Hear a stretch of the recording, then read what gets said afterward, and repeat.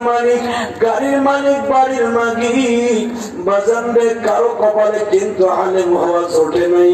আমার মা দুঃখিনী আমার মাদ্রাসায় পড়াইয়া ভুল করে নাই। কথা বলো না কেন? আমার মাকে আমার চাচারা বলছিল মাদ্রাসায় পড়াইয়া কি হবে। আমার মা বলছিল আমার বাবা আলেম, আমি আমার ছেলে আলেম বানাবো।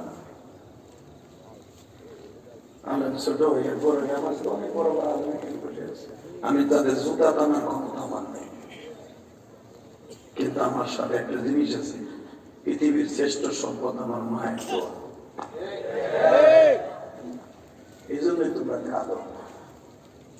গতকালকে যেখানে মাস করছি কসম করে বলছে আল্লাহ, ইউটিউবার আছে জিজ্ঞেস কর, একটা ছেলে প্রবাসী বিদেশ থাকে, ওই ইউটিউবার জিজ্ঞেস কর, ওই ছেলেটা আমার ওয়াজ শুনছি ইউটিউবে, ও শুনছে আমি আবার গ্রামের মসজিদে যাইতেছি, কালকে আমার মসজিদের লেগে বাবা 10,000 টাকা বাড়াইছি।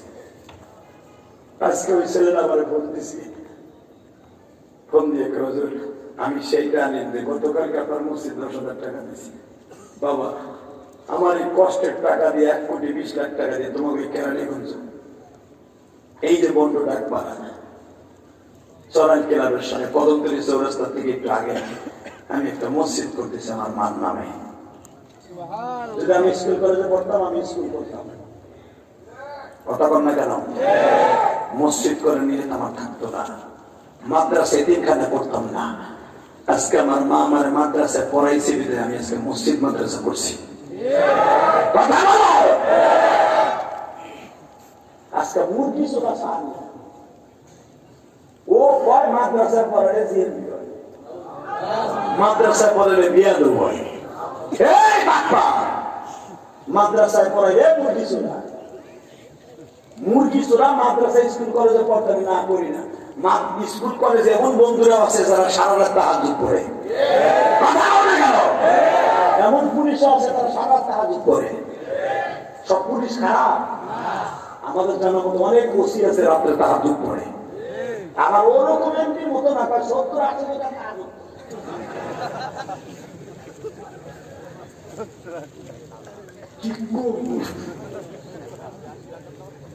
পাগল হয় নাই হুজুর ঘুরতে। কি মনের কষ্ট মনে দোয়া করি 70-80 টাকা পড়লে আল্লাহ শুকর, আল্লাহ পাকের ওসিলা আমাকে মাফ করে দিন। আমাদের দেশের বড় বড় এমপি মন্ত্রীরা 70-80 টাকা তাহাজ্জুদ পড়ে আল্লাহ না ঘুমাইয়া। কথা কথা এভাবে 70-80 টাকা তহল নামাজ পড়তে তো 2 দিন লাগে, ঘুমাই কোন সময়। একজন গায়ে আলু মাডু বলে খয় আল্লাহ সারা বছর পরে। ইমাম আহমদ রহমাতুল্লাহ আলাইহি ওই এশার ওযু দিয়া ফজর পর্যন্ত তাহাজ্জুদ পড়তেন। তার নামাজ হইতো মাত্র 12-13 রাকাত, 16 রাকাত, 20 রাকাত, 80 রাকাত উঠলে আর বইলেও তুমি তাও 50 টাকার ঘরে যাও যায় না। কথা বল না কেন? সূরা ফাতিহা মুদিয়া বললো তো মোটামুটি আর পানি দিলেও তো তাও 20 টাকার ঘরে যাও যায় না। যদি খালি বল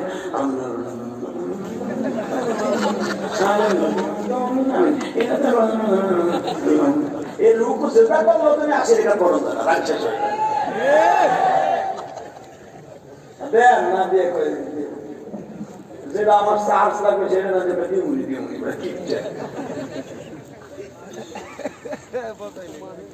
কি কষ্ট পাইতেছেন, দুঃখে কইতে পাইতেছে। আচ্ছা এই যে আমার চাচারা নামাজ পড়ে কি করে ভুটান গিয়ে দেয় ভিডিওর সামনে, কথা কও না, খালি তোমরা নামাজ পড়ো না আমরাও পড়ি 70-80 টাকা কইছেন কোনদিন? যারা পড়ে এটা কয় না। তবে একটা কথা জানি, নামাজ যদি পড়ে থাকে আলহামদুলিল্লাহ রাসূলুল্লাহ আমাকে মাফ করে দিন। আমিন। জোরে বলেন আমিন। আমিন। আরো জোরে বলেন আমিন। আমিন। এই মুসলমানের পোলা তারাই আল্লাহ রাব্বুল আলামিনের বন্ধু যারা নামাজ ঠিক রাখছে। ওয়াকাযা রাব্বুক আল্লা তা'বুদু ইল্লা ইয়্যা, যারা ইবাদত করবে রবের সে জান্নাতে যাবে রবের জিম্মাদারিতে। আর মনে রাখবেন যারা 5 ওয়াক্ত নামাজ পড়ে তারা মা বাবার খেদমত করে। যারা নামাজ পড়ে না এই বেঈমানগুলো নামাজ যারা পড়ে না মা বাবার সাথে ভালো ব্যবহারও করে না। সারা জীবন মনে রাখবেন আল্লাহ রাব্বুল আলামিন একটা সিস্টেম রাখছে, বান্দা যারা নামাজ বেশি বেশি পড়বি তাদের জান্নাতের খাবারও বেশি বেশি পাবে। এখন অনেকে মাসলা দেখে জানেন নামাজ পড়ে পাইলেন কি, এক যুবক এক ছেলের লোকে প্রেম করতে গেছে,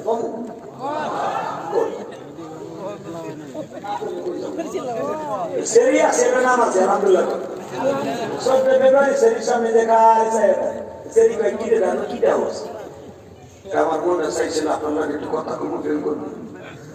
সেরিও খুব আল্লাহ মানুষ, রাবে মুসলিমের কাছে শুনো তোমার লাগে প্রেম করবো, যা কথাই শুনবো, তুমি যদি 40 দিন তাকবীরের সাথে ইমামের পিছনে নামাজ পড়তে পারো।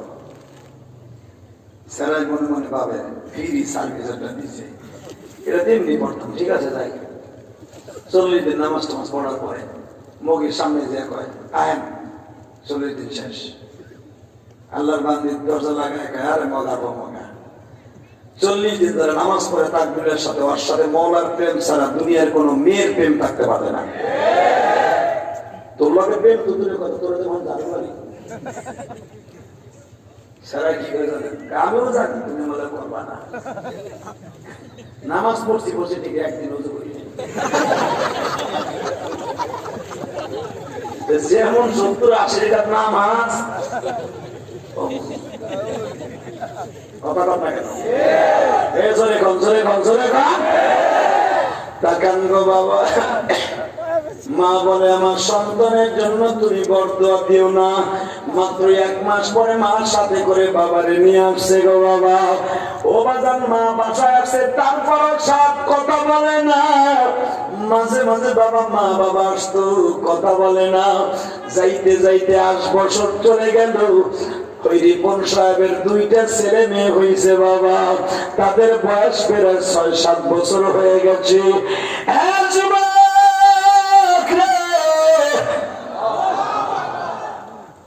যখন 6-7 বছর বয়স, একদিন জুমার নামাজ পড়ার জন্য গুলশান সেন্ট্রাল মসজিদে গেছে। জুমার মসজিদে আল্লাহর ওলি ওয়াজ করে ফেলেছে, যাদের অ্যাকাউন্টে মা বাবার বরদোয়া আছে, অর্দোয়া কোনোদিন আসমানে যাবে না রে। এই ওয়াজ শুনিয়া মগার মাথার মধ্যে বাবা ঘুরপাক শুরু হয়ে গেছে। আমি এত টাকার মালিক, বড় লোকের মাইয়া বিয়ে করিয়া মা বাবার সাথে সম্পর্ক গেল কাটা উঠাইয়া। আরে আমার কপাল জাহান্নামী।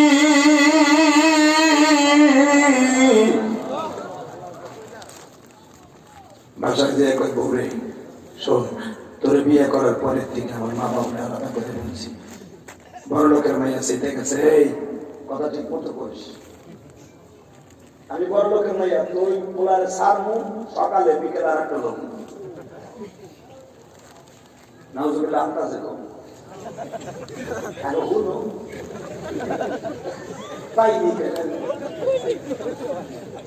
আগে হুনে মহাকালে সোজা করতেছে বলতে আলহামদুলিল্লাহ। আমার কারণে তোর মা বাপ ছাড়ছো, তোর মা বাপ যখন বাসায় আছে তুই কথা বস্তা গায়। তোরে আমি কত অনুরোধ করছি, দেখো মা বাবা বৃদ্ধ মানুষ, অনেক কষ্ট করে তোমার লেখাপড়া করাইছে, তাদের সাথে কথা কও, তুমি কথা কও না। আজকে কথা আমার কারণে মা বাবা বলছো একেবারে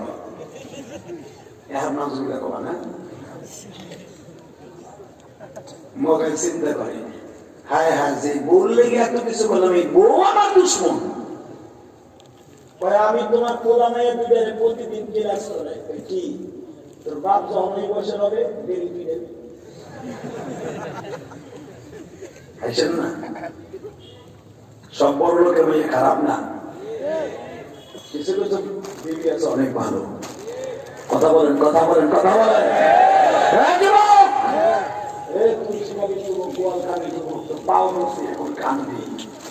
মগার মাথার মধ্যে আরো পাগলা কুত্তার মতো কামড়ানো শুরু হল, যে বললে এত কিছু করলাম। সে বউ আমার দুশ্মন, বললাম এও দুশ্মন, মানে কি করলাম। আমি আগামী বৃহস্পতিবার ছুটি নিয়ে মা বাবার দেখতে যাবো। সায়েদাবাদ থেকে কাপড় চোপড় লইয়া সায়েদাবাদ থেকে গাড়িতে উঠিয়া, তখন দাউদকান্দি ফেরিঘাট ছিল বাবা। রমজান মাস, আসরের পরে রওনা দিয়েছি ইফতারি কিনিয়া। দাউদকান্দি ফেরিঘাটে জাম লাগে 5 ঘন্টা লেট গো বাবা। কুমিল্লা সদর দক্ষিণে যাইতে 12:30 বাজিয়া গেছে। শীতকাল, মাঘ মাসের শীত, কুয়াশায় কোনো কিছু দেখা যায় না। যুবক রে, দারোয়ান শুধু দাঁড়া রয়েছে লাঠি হাতে গড়িয়ে, আর দোকানের মধ্যে কয়েকটা পাগল পাঁচ বাজারে শুয়ে রয়েছে, কুকুর করা শুয়ে রয়েছে। কুকুর ওই সাহেবরে দেখে কেউ কেউ করে তাকাইতেছে। অবাজান দারোয়ানকে যে জিজ্ঞাসা করে, চাচা আমার বাড়ি অমুক জায়গায়, এখান থেকে 5-6 কিলোমিটার দূর, বাড়িতে দিয়ে সেহরি খাবো, কোনো রিক্সা আসেনি।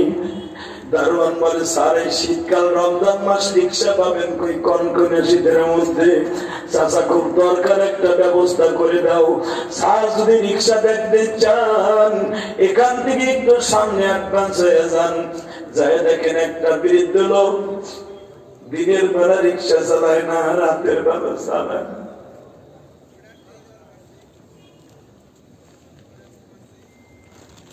إما يبلغن عندك الكبر أحدهما أو كلاهما فلا تقل لهما أف ولا تنهرهما وقل لهما قولا كريما।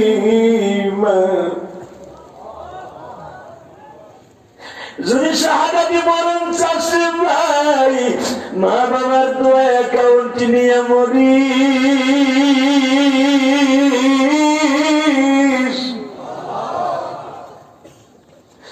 মা বাবার বরদোয়া নিয়ে মরিস না।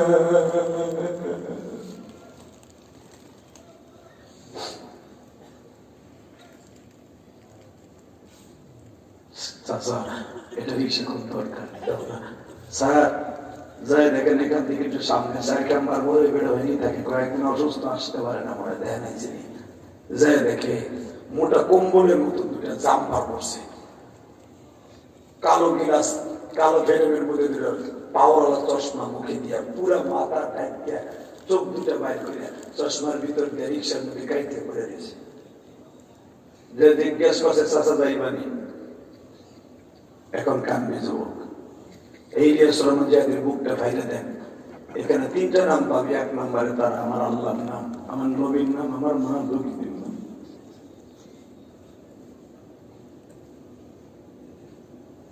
চাচা যাইবা?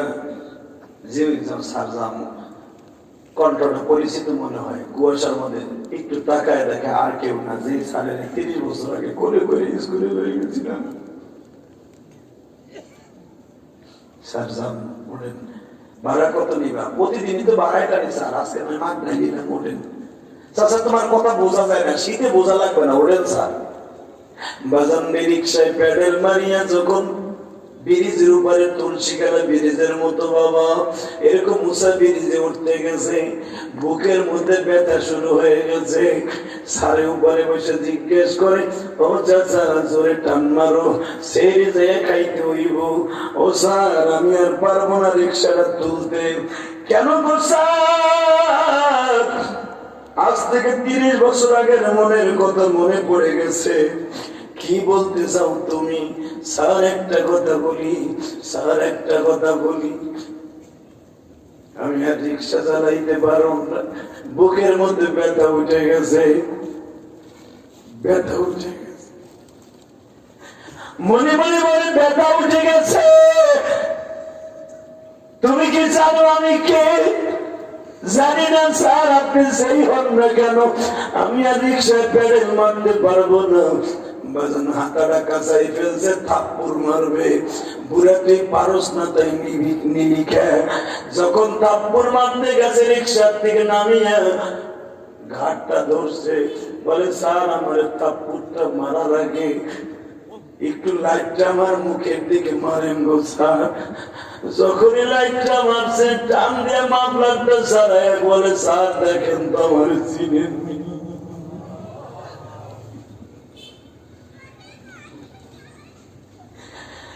গোয়ালকারীর যুবক ভাইরা, সিরাজদিগারের যুবক ভাইরা, আজকে 16 জানুয়ারি 2021 সালকে সাক্ষী রেখে বইলে গেলাম।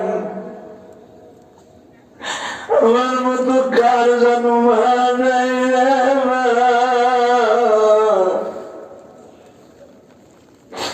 কার জানো বাবা নাই রে।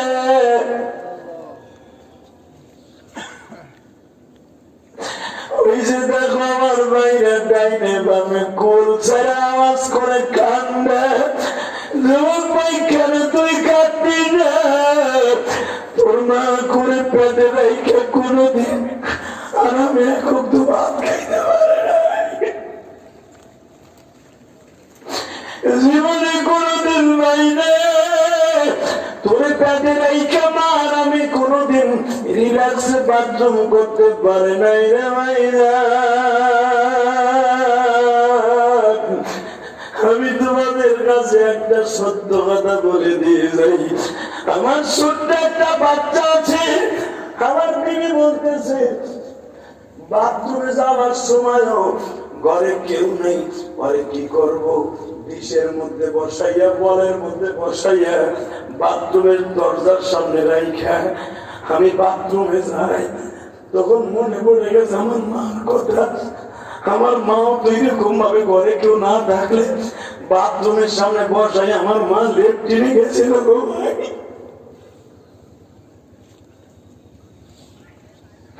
যুবক ভাইরা এখন মায়ের জন্য কাঁদবি।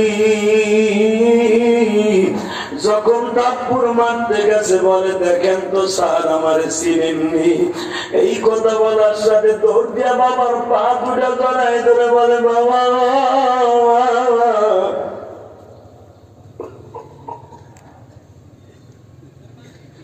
এই কুমিল্লার সব মানুষগুলা ঘুমায়, তুমি কেন রিক্সা চালাও গো বাবা? বাবাই কান্দার বলে জীবন না, তোমার বাসায় গেলে বাপ বলে ডাকো না, একটা টাকাও তুমি আমাদের খরচ দাও না। বাবা সত্য কথা শুনবা, আজকে তুমি আর আমি আর তোমার মা রমজান মাসের ইফতারি খুলছি, এক মন শুকনা মুড়ি দিয়ে আর করল পানি দিয়ে বাবা সেহরি খাবো, সেই খাবারও ঘরে নাই।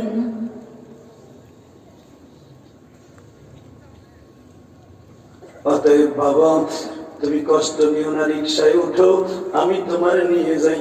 লাত্তি দিয়ে রিক্সা ফেলাই দিয়ে বলেন না গো বাবা, আমি তোমার এইভাবে কোনোদিন আর রিক্সা চালাইতে দিব না।